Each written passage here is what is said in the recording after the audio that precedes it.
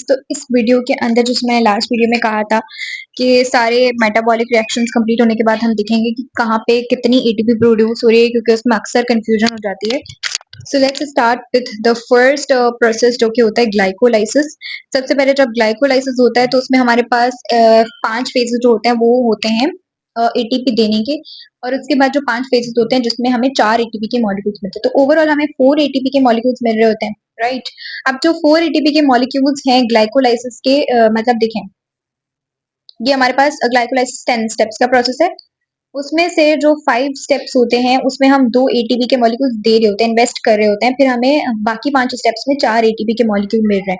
तो 4 में से सपोज हमने 2 दे दिए तो कितने बचे? 2। तो ओवरऑल हमें कितने एटीपी मिल रहे हैं? अगर हम इसको माइनस करें तो हमें मिल रहे हैं 2 एटीपीज। तो यहाँ पे ग्लाइकोलाइसिस से सपोज लेट सपोज हमें कितने एटीपी मिल रहे होते हैं?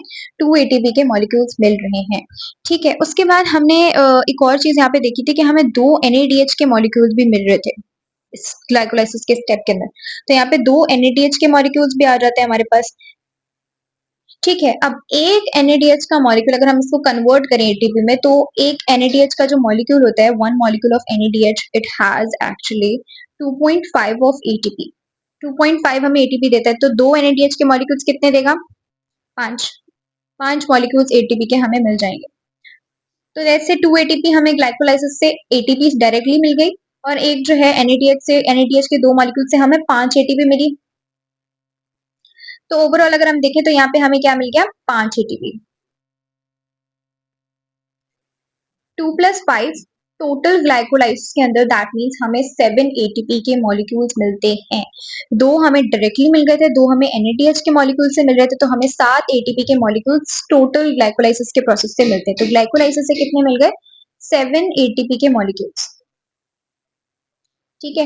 अब क्या है कि अब नेक्स्ट स्टेप में चलते हैं। उसके बाद ग्लाइकोलाइसिस के बाद हमारे पास क्या हुई थी? Krebs cycle. देखते क्रेब्स साइकिल में कितनी एटीपी मिलती है। तो जैसे मैंने लास्ट वीडियो के अंदर क्रेब्स साइकिल की एक वीडियो बनाई थी, उसमें मैंने सारी कैलकुलेशंस को एक्सप्लेन किया था कि कहाँ पे कौन से स्टेप में हमें कितनी कितनी एटीपी मिल रही है, कितने NADH के मॉलिक्यूल्स मिल रहे हैं, उससे कितनी एटीपी मिलेगी।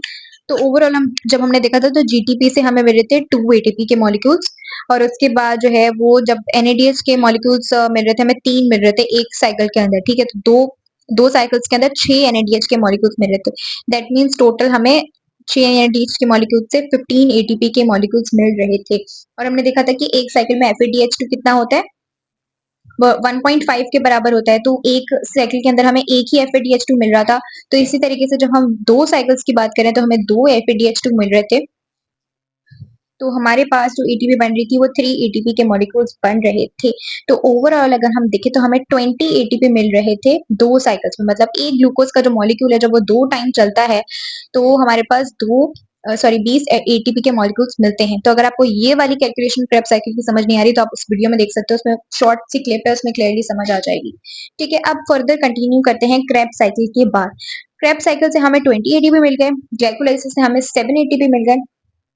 अब चलते हैं लास्ट स्टेप के अंदर। अच्छा, इससे पहले एक लिंक रिएक्शन भी होता है, अगर आपको याद हो। लिंक रिएक्शन में क्या था कि ग्लाइकोलाइसिस से जो हमें 2 पाइरुवेट के मॉलिक्यूल्स मिल रहे थे वो फर्दर कन्वर्ट हो रहे थे 2 एसिटाइल CoA में। तो उसमें भी हमें क्या हो रहा था? NADH के 2 मॉलिक्यूल्स मिल रहे थे। तो यहाँ से भी हमें 2 NADH के मॉलिक्यूल्स मिलते हैं।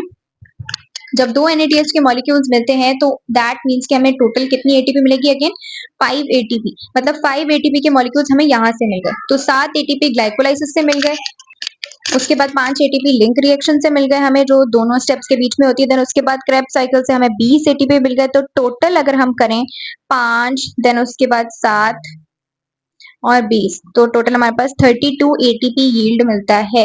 मीन्स के ओवरऑल जितना भी प्रोसेस चलता है और एक ग्लूकोज का मॉलिक्यूल है वो जब ग्लाइकोलाइसिस करता है उसके बाद क्रेब साइकिल होती है, उसके बाद सॉरी लिंक रिएक्शन होता है, देन क्रेब साइकिल होती है, देन उसके बाद फर्दर हमारा इलेक्ट्रॉन ट्रांसपोर्ट चेन होता है। तो ओवरऑल हमें मिलती है 32 एटीपीज। 32 एटीपीज के मॉलिक्यूल्स हमें मिलते हैं एक ग्लूकोज के मॉलिक्यूल से, ठीक हो गया।